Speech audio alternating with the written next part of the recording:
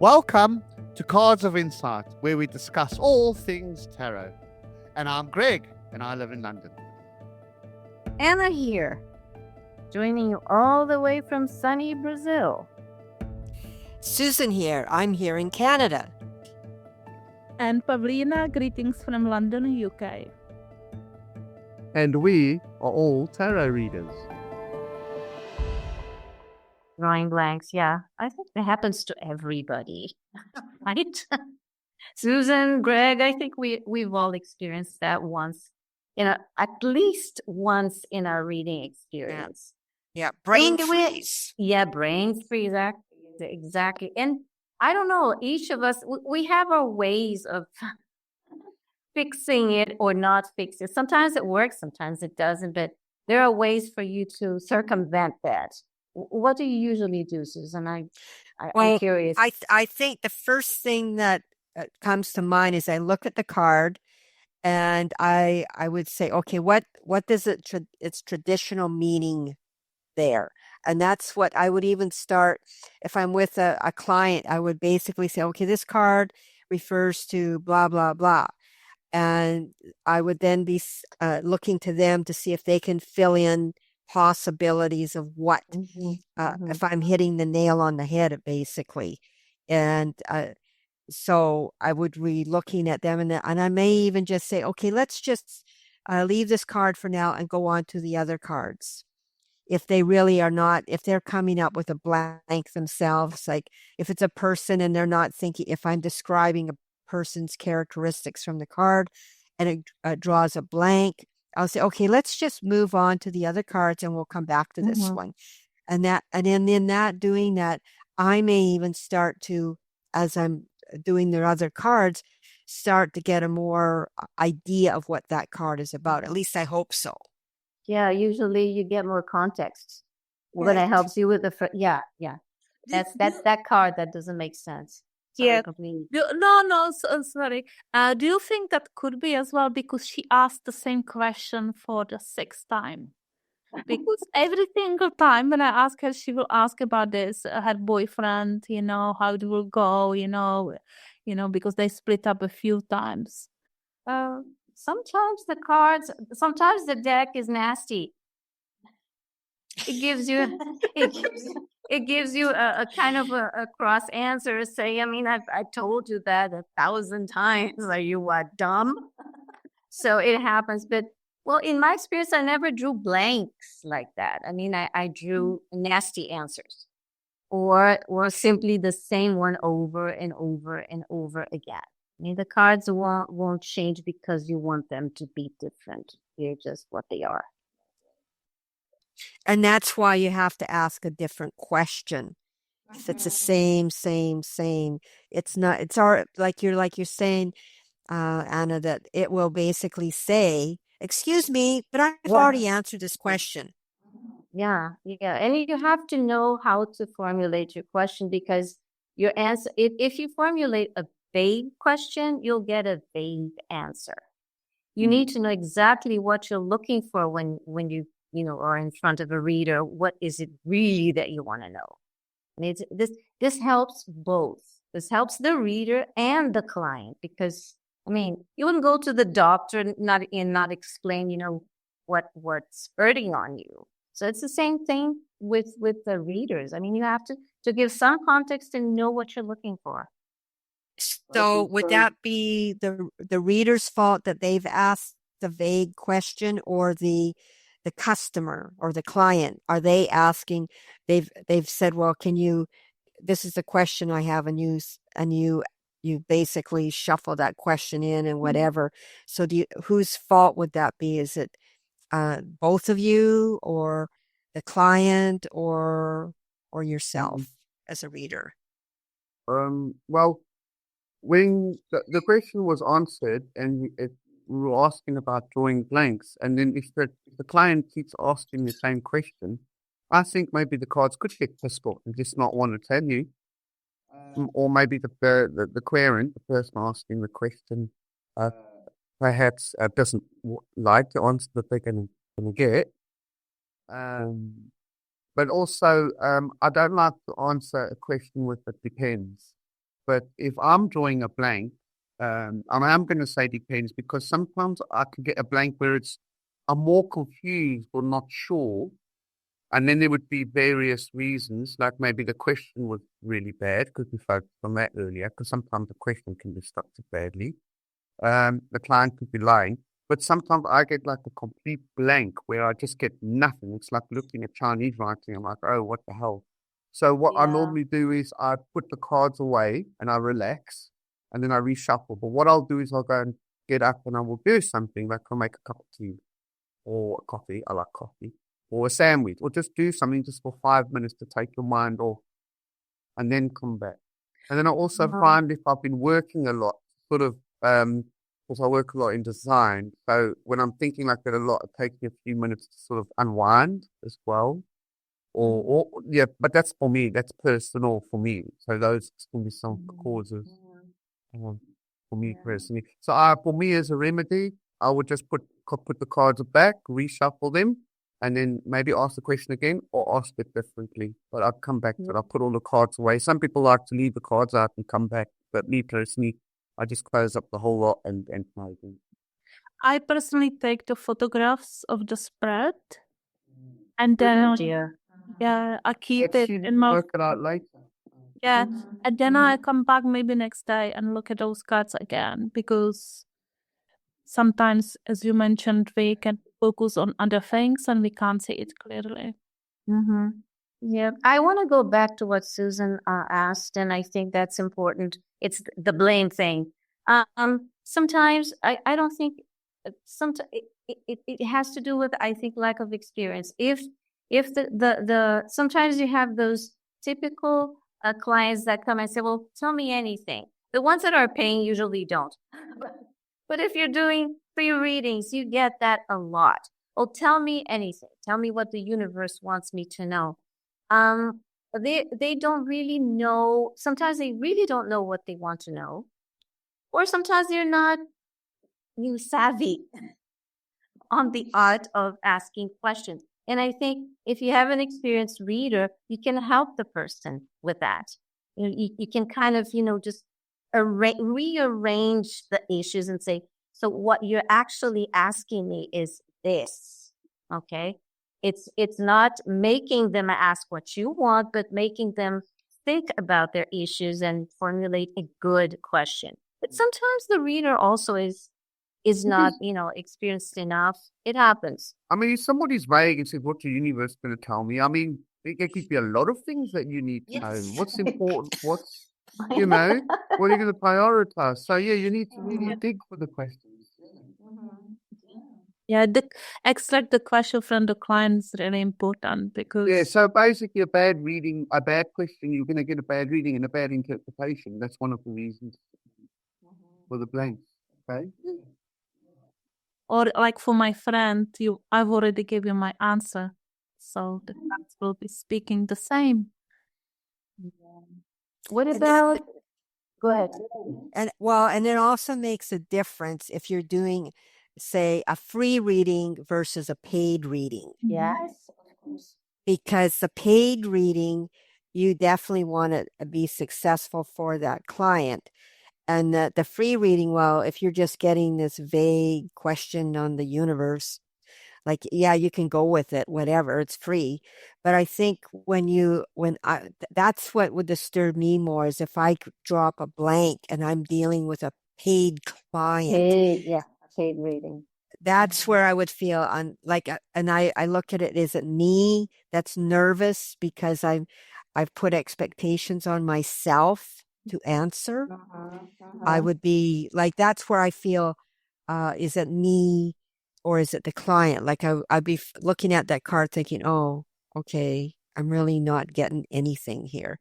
Is that me or is it the question? Yes, not to mention that sometimes you kind of read without reading what the client expects you to say. And this is a complicated one.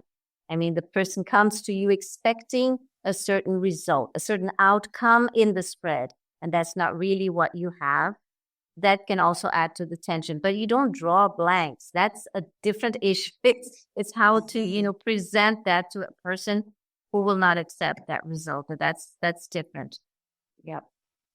That's why I feel like talking out loud about, like, if I seen uh, that card and I'm thinking, okay, I need some clarity here. So, but this is what this card is generally about. Is that connecting with you? So trying to get them to uh, help me with it, but not, like I said, dwelling too much on it, because otherwise all we're doing is going in circles. So if it's really not working, either move on to another part of the reading, or do like Greg says, like you pick up the cards all over again. So, okay, I'm not getting anything here, and you're not basically, the information I'm hearing from you is not connecting here. So let's just reshuffle, re-ask the question, and let's see what we get. Do you think the surroundings plays the importance in drawing blanks? For example, if you are in a market or in the pub or busy I think so. place? Yeah, it can. If you've got a lot of skeptics around you and people like non-believers and people that are cynical, I really think it can make a big difference. Like I always light a candle and I burn some incense and everybody goes hoo-ha. It's like all hoo-ha. But for me, the biggest reason I do it, or hoo-ha, whatever you want to call it, is because it gives you a relaxing amber, a relaxing feel to everything. Because when people see candles and smell incense, they feel more relaxed. Well, for me at least.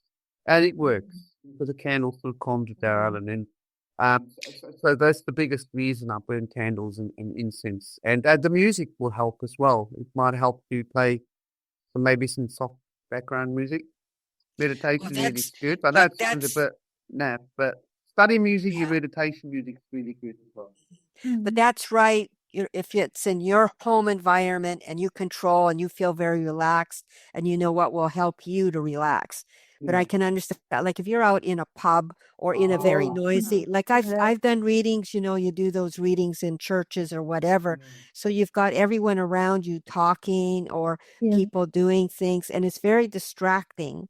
And then you've got this 15-minute time thing to do. And then you've got this, you're trying to talk when you can't even hear yourself think. So it's very distracting. And so it's like, I would be questioning, am I really reading this properly? Like I'd be questioning myself, which doesn't help. That takes away the confidence level, for sure. And you can always say to the querent that the environment's but inappropriate. I mean, I've been in a pub and I've got my tarot cards in my pocket and thought, this is not the right place to be pulling out the cards and reading cards. So sometimes I know before I even pull the cards out, some places are just appropriate and inappropriate. And like I said before, and the environment definitely, and skeptics around you and people have blockages and stuff as well. Skeptics are complicated. It's more an issue of energy, I think. Yeah, even if they don't say anything, so that's just woo-woo stuff, and it's there's some energetic barrier that affects some readers. The person asking the question is opening up. That's why they've come to you. So they're more open up. So it's easier to sort of read them. Whereas skeptics and that are completely closed, they've got a barrier. It's difficult to get through that wall. And I believe that's half the reason, because they're not letting you in. It has to be a bit like hypnosis. Nobody can hypnotize you if you don't trust them or don't want to let them. I've done a few like hands parties reading in the pub or in a bar, but that's destructive as well, because so many of the people will come, like you do reading for one of the girls and they will say, oh, I want to reading as well. They completely distract your reading, right? So you have to kind of ignore them or find the corner that is very quiet and nobody will, you queue up over there. You don't talk to me right now.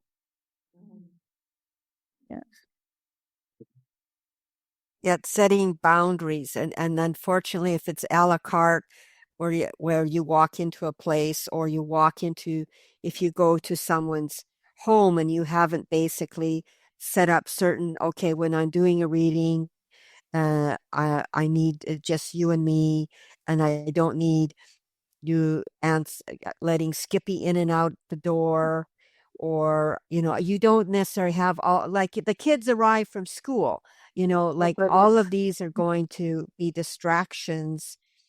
Yeah, like about, or the smell, she's cooking something or they're cooking something or whatever. And husband's running up and down the stairs saying, honey, can you get me a beer? So, like, I mean, these are, and I mean, you don't know it until you're obviously setting up an appointment with a client. And if they're not coming into your space where you control it, you're going to their space.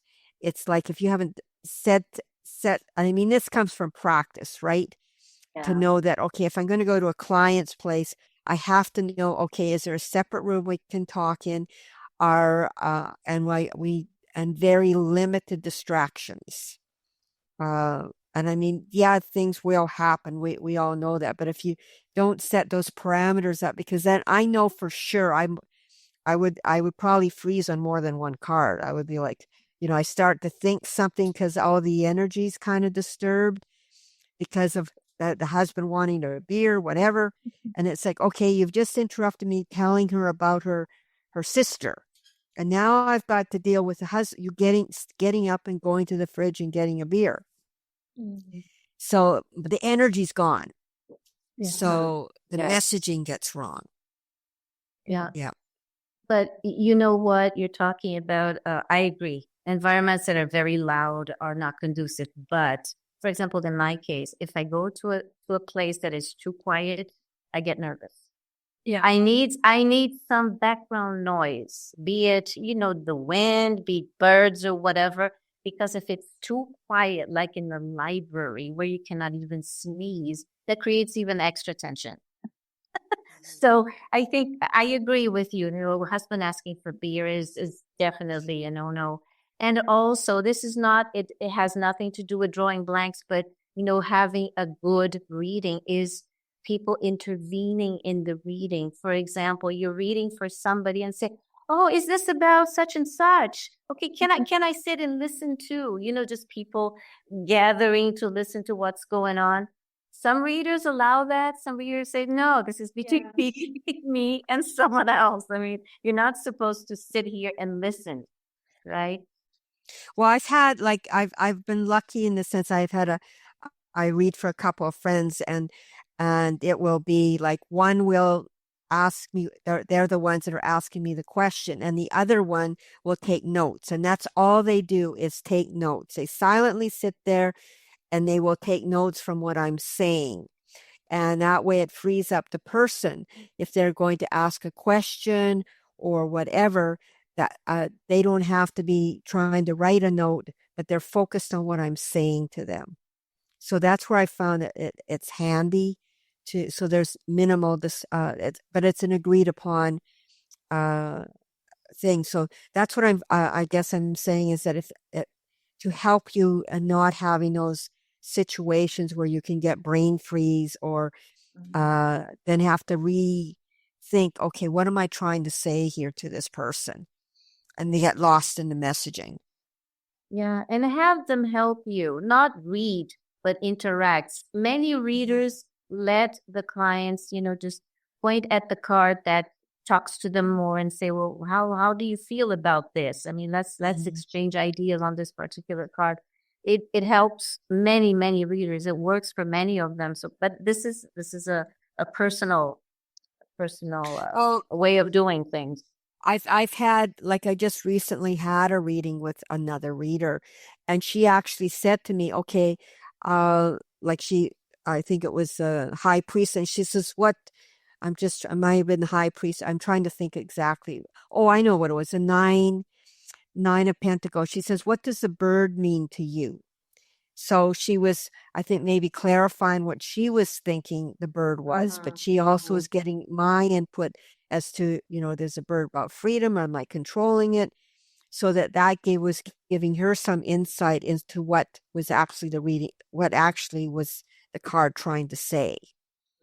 Yeah. And maybe she had a blank, and this is her way. That was what Yeah. why is this card But appearing? it's perfectly valid. I mean, it's Yes. a talk between two people. I mean, the person Yeah. knows their life more than we do, right? Can tell you much, much more. Yeah. There's something else that I want to add here before I forget, and this is unfortunate, but sometimes, and this is from personal experience, sometimes you just won't get the answer that you're looking for. I'm not talking about getting the opposite thing that you want. You want to, I don't know, make up with your boyfriend and you won't. No, that's not what I'm saying. I'm saying you're going to ask a question once, twice, 3 times, 1,000 times, and you will never get an answer. And this happens sometimes, and it's simply because you're not supposed to know the answer.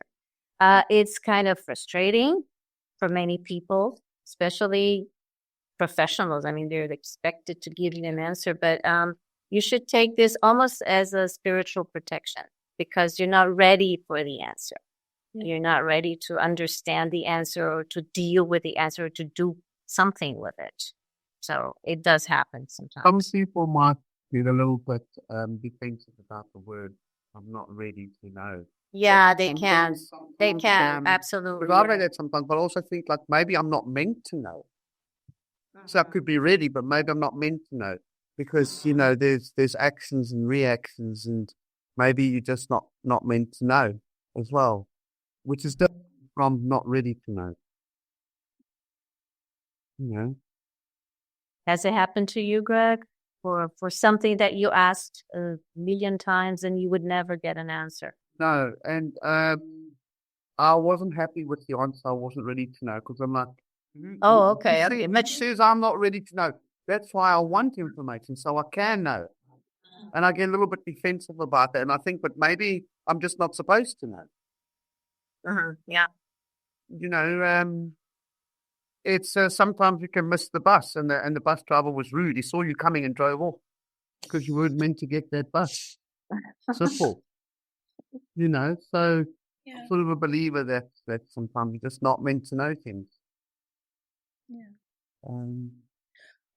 Anything else you do for blanks or overcoming this? Often I ask the question again, which more than half the time works. But if I draw another blank, then I just give it up and think today's not the day. And like I said, it can depend. If it's an individual, and I've tried 2 or 3 times, I could put it down to the individual not wanting to know or having some type of defense or just blatantly not asking the right questions. Or in another one where it's practicing or it's for free, it's for myself, I normally just put the cards down, ask the question, same question again, and just reshuffle and do it again. And sometimes I have a result or I have to change the question. But you sort of feel it. You get a little bit of resistance when you're shuffling the cards. And it seems a little bit more difficult to shuffle. And I think that's when you're sort of saying not today or I don't want to talk to you. Oh, I don't know for the reasons always. But, I know there can be numerous reasons. I know because sometimes if I'm just not well as well, I can't be reading. Like when I'm sick and stuff, or in a really bad mood. That's the worst time to do a reading. When I'm really in a bad mood and I'm grumpy, I'm not doing my readings today. My drive home was a nightmare, or I had an argument with that guy in the shop. Then I'd come home in a bad mood. And Do you change decks sometimes? yes, depends on the mood I'm in. Yeah, sometimes it helps to change decks. Yes, that's The same question, yeah. too as well. Yes, I have done that too, and got marvelous results with that as well. So it could be the deck as well. Yes, absolutely. Yeah, usually if I've had to go to someone's place with my cards, I'll have an arsenal of different decks with me. Because I don't know. Number one, I don't know what I'm going to feel like, and I also sometimes I'll give them the option to choose a deck. Not always, or because I'm more selfish in that regard. Because to me, it's like, okay, what am I picking up here? What do I feel I can, what kind of question are they going to ask me or whatever? But yeah, I have an arsenal. I bring an arsenal with me. And of course I have an arsenal here with me.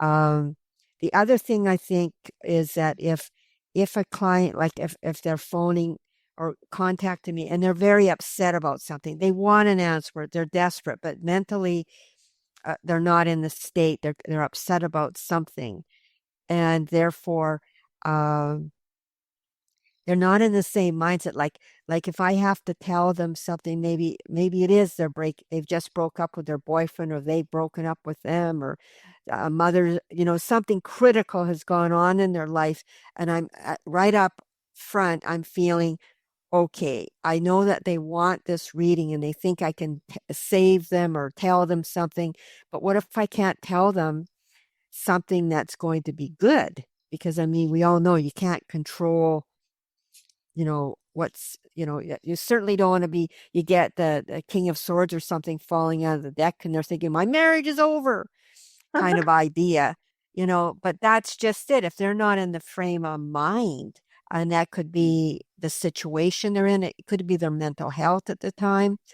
So it's like, if you don't stop it, like I can see myself, if I do agree to do a reading, I might be setting myself up for not being able to be truthful and forthright, and freezing possible brain freeze if I see something like that. And I'm thinking, oh, how am I going to, rather than being honest and authentic about it, I think their situation is going to weigh on me how to deliver.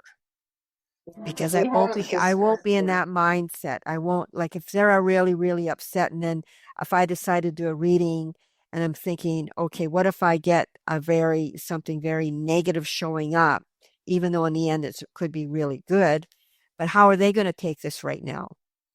And therefore I could freeze up just in the telling of it, because now I'm not being honest and authentic. So you just made me think of something, Susan, because earlier I said I was a bit defensive about being not ready to know, or maybe I'm not supposed to know. And listening to you now, maybe the querent is not supposed to know. That's why you're not knowing. So it could be the querent too that's not supposed to know. Like you just pointed out, like, the state of the querent and their situation. So maybe the blockage is coming from them. Oh, I could see the blockage. Like if I were to pull, we all know those cards, and them thinking, and automatically they've decided what that card's going to be about even before I say anything. And it doesn't, and it won't. And the problem with that is that they may, regardless of what I'm saying, they've already decided. What They're reading for you. Because they're reading for me, but they're also thinking, okay, she's not telling me the whole story. So then so you're being judged by what they think you're not telling. Yeah, So, expecting the answers. Yes. And I think one thing to help with that, and I agree with you, is that the reading is not a definite saying, this is going to happen, period. I think if you use the reading to give the person tools to deal with the problem they're facing, then that's more, it's better. It helps them more than just say, okay, your marriage is a failure. Everything is going to go down. Go cry. Go home and start crying. I mean, this doesn't help.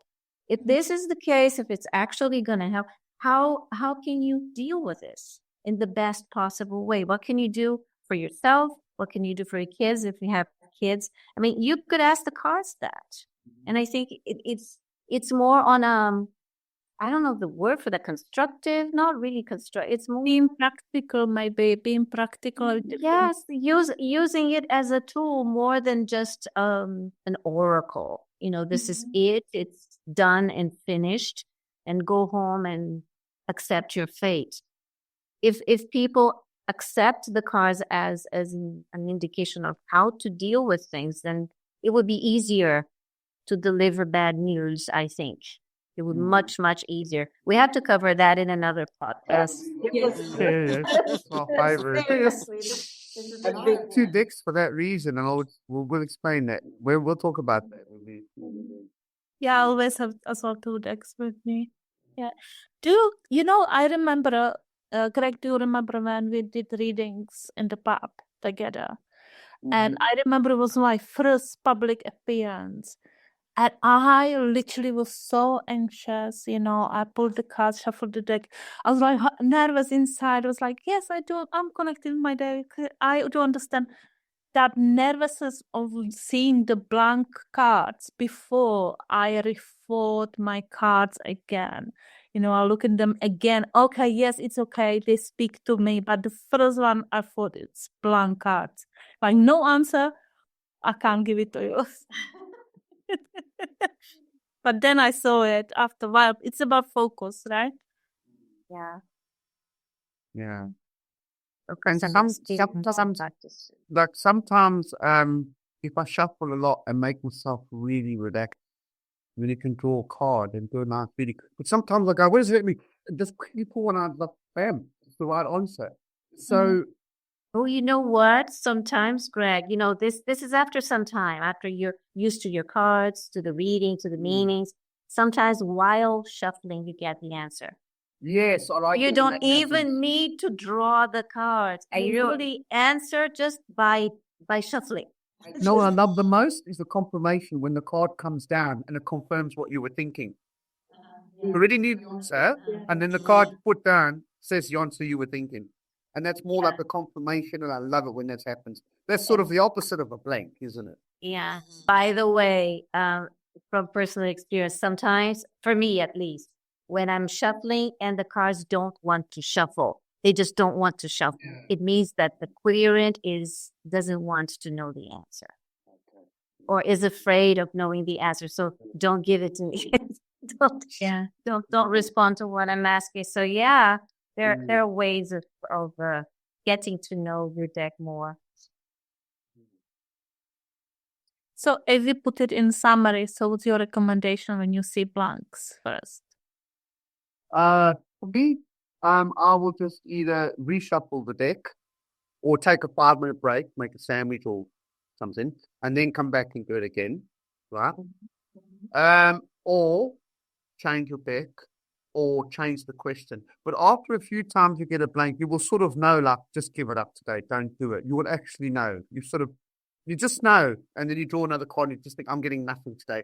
My best way is you feel a little bit of resistance, like Anna pointed out, when you shuffle. And you sort of know. And then sometimes you just have to go, not today. That happens on a bad day. Sometimes if I change the question, most of the time, if I just reshuffle, take a deep breath and put the cards together and shuffle them again and do it again. That works most of the time. And then changing decks. And then the least often is getting completely nothing. And I'm trying to work out why that is. And I think it's bad days and things like that. Or going back to the basic meanings from the book. Yeah, that's a good one too. I mean, if you're completely lost, back to what they say. Yeah. By the way, because the books give you the generic meaning, which is sort of a pointer in the right direction. That's about it. They help. Definitely. This is actually a starting point for me. I actually start with the generic meaning and then sort of work my way out from there. That it sort of prods me along the right meaning. So I always start with generic, personally. Sometimes it just comes out at you straight away. You're going to start generic, but if you're struggling, to start at generic and then see what you can work out. Me, personally, yeah. Well, I think what would throw me is if I'm getting a blank with a card and then I decide, okay, I'm just going to reshuffle. And this happens, that same blinking card shows up again. Yeah. Oh, that's when I'm thinking, oh my God, well, but I still don't have an answer. That would tell me that it's the right card. We just struggling. It would tell you definitely the right card, but for whatever reason, I'm not getting the clarity that I want. Yes. So, I mean, the only other thing around that is like pulling other cards around it to see if I could get insight. So curious, what card was it, Susan? I'm curious. I can't, it's happened, but it's happened to me more than once. Like I've been online with you guys and, maybe not coming up with a blank, but I'll get that card again. And and we've all had that. You keep getting the same cards and we're doing different readings, but it could be a personal reading. The cards are trying to tell you something very personal. Yes. Uh-huh. I was Yeah, just so it's- Thinking for thinking, yourself. And if you have doubts that it's just coincidence, I highly recommend everybody that I do is shuffle, shuffle, shuffle, shuffle, shuffle, shuffle, shuffle, and shuffle more and more and more and more. And then if that same card will come up, and then you will see, but I shuffled properly. And that's a bit more convincing. So I would also shuffle more. It makes me feel more confident about it. Because I thought, is that card bigger than the others? Why does it pop that? It's happened to me as well. yeah. Susan, I was hoping it was a devil. I like the devil with the other. Yeah, it's a good card. I like it, but I like him. I like his doesn't give face up. on the right away. yeah. Yes. Position. Yeah. So, like I know sometimes when the cards readings like that happens, I most of the times know I have to ask the different questions. Because even though the person wants to know the answer, what they want to know, maybe I have to ask the question around the question. And sometimes you can find a blockage if you're asking the questions which are related to the question, right? For example, broken up relationship, his perspective of the relationship and her perspective of the relationship, right? So that could help as well using different spreads and asking more questions around. Mm-hmm. It goes back to you asking the right questions, which we'll get to in other podcasts. Yeah. Yeah, because sometimes the people asking the questions aren't asking the questions right. They don't even know what they want. Said earlier, and the onus is on us as the readers to try and extract the information from them and ask what they're really, really asking. And I find that can take time as well. Like trying to squeeze the question out of them. Like, what do they actually? And also not letting assumptions take over. This is quite typical. For example, somebody comes to you and says, "Why doesn't he love me anymore?" How do you know? How do you know? Did he come to you and say, "I don't love you anymore"? Or are you, just seeing signs? What are the signs of, what's going on? So that too, don't let these assumptions take over the reading, because it might bring out a vague or confusing reading as well. And then when you start digging, you find out that he got another job and he's just working too long. He's just too tired. He's just Yeah, it could be so many rings. Yes, absolutely. And I guess that what comes to me in my mind with frozen cards is don't stay on the frozen card. Like if nothing is going to come up, there's something like if I find like reshuffling, let's move on from this. And if moving on is not getting the person asking the question, getting them to come up with what that card might be about, I say, okay, let's just redo the question and redo the shuffle, and we'll see what we get here, rather than trying to force something. Because and they may get back to you in 3 days or whatever and say, that card that we couldn't get through with, I know what it was. And that's happened too. That's why it's worth keeping a record, and you go back and you go, well, why didn't I see that? And then you can actually look back and you can see the other cards were trying to tell you. Yeah. And one of the readings, I think it was actually pointing to the card and saying, it was him. But I didn't see that before. It wasn't actually in the card, it was the position of the cards that were pointing. I'll have to go back, but that was a good one. When I went back, I thought, oh, okay, he was actually literally pointing at him, saying it was him. Yeah. And I was looking too deep into the card. In the meantime, he was actually pointing at the card next to him.